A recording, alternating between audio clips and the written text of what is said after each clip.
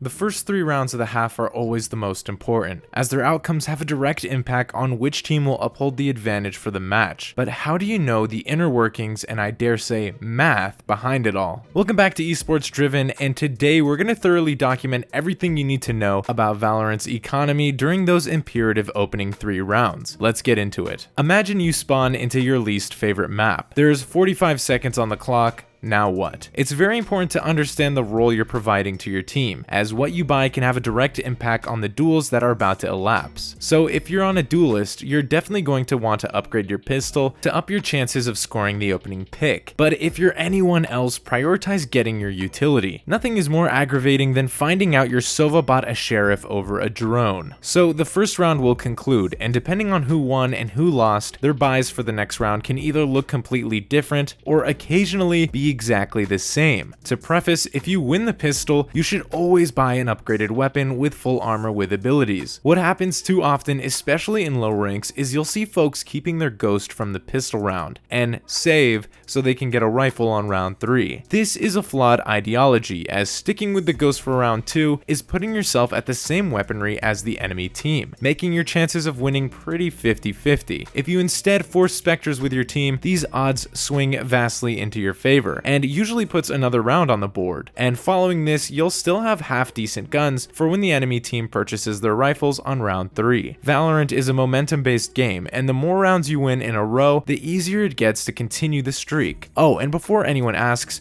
moving your sheriff into round 2 is not a buy, so please buy a Spectre. But what if you're fed up with the enemy team and just want to ego them? Then you'll love forcing, which is the option to buy guns anyway, even if you lost the pistol round. The main way you see the strategy utilized is when the attackers get the spike down, meaning everyone on the team gets an extra 300 credits. So instead of getting 1900 credits for the next round, you'll instead have around 2200, or more if you get any kills. Forcing is a risky play though. The winners of pistol round receive 2900 credits, allowing them to get most types of guns and all of their abilities. But what often happens is the bravado of the winning team overpowers their ability to play the round intelligently, and will typically play too aggressive, as they're assuming their opponents will have nothing more than a classic or a sheriff. So by forcing, you're essentially doubling down that you're better than the other team, and the return on investment is huge if your team clutches it out on a deficit. Winning the force means the enemy team just wasted all their money for nothing, and will be stuck back at around 2000 credits. Meanwhile, you'll gain yourself a sweet 2900 credits and keep any guns that were in play from the last round. But remember, if you lose the force, you essentially have to save for the next round, and the enemy team will be bathing in money for multiple rounds to come. But assuming you instead save on round 2, you'll have plenty enough credits to purchase a rifle, full armor, and maybe some abilities for round 3. Your team is now loaded with weaponry and should win the round just by taking duels. The thing to look out for to guarantee you win your 3rd round is to not funnel into a stacked site or feed into any aggression. Usually the enemy team will run a weird strategy to catch your team off guard in hopes to trade each other out and take your guns. This commonly means stacking bomb sites, aggressing down middle, or flanking. Never do anything or go anywhere on round 3 without a teammate to trade you out. And just as a general rule of thumb, avoid mid. Mid is where the most chaos can be caused, and perfectly sets enemies up to fast flank down one of the map's extremities. So in summary, here's every possibility that can occur across the opening 3 rounds. If you lost pistol and save round 2, you'll have guns for round 3 and will most likely win the round, and potentially round 4 if enough weaponry was kept. If you lost pistol, forced, and then clutched it out, not only is it a tie game now, but you've guaranteed to win the next round, and will have enough money on round 4 to purchase rifles and full armor, which could net you 3 wins in a row. If you lost pistol, forced, and lost there too, you'll have to save for round 3 and buy back up on round 4 against the enemy team who will have similar weaponry. This is statistically the worst situation to end up in. If you win pistol and lose round 2, you'll have to save for round 4, where the enemy team, just like last time, will have similar weaponry. And finally, if you win pistol and also win round 2, it's a good play to keep the lower tier weapons. Try and win, and if not, you'll have a full buy for round 4. As you can see, there are a lot of different scenarios to consider during the opening 3 rounds. Another vital part of the in-game economy is deciding what to buy during save save rounds, and how it can affect your chances of winning the match. For this, we have dedicated a full video breaking down how the Stinger might be a surprisingly great purchase during most save rounds. You can watch it by clicking the video on the right. Also, if you like videos like this, make sure to subscribe and hit that like button. We'll see you in the next one.